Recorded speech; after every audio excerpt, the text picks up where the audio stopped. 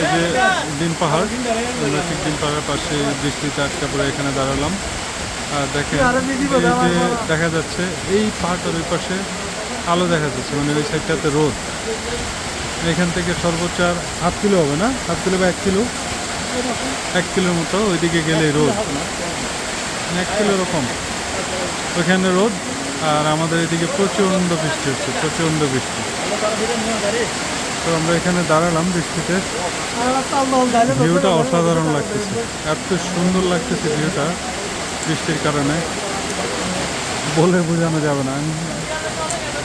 আমার কাছে মনে হচ্ছে আসলে সৌভাগ্য এই সময় এখানে বৃষ্টি, এখানে দাঁড়ানোটাও সৌভাগ্যের ব্যাপার।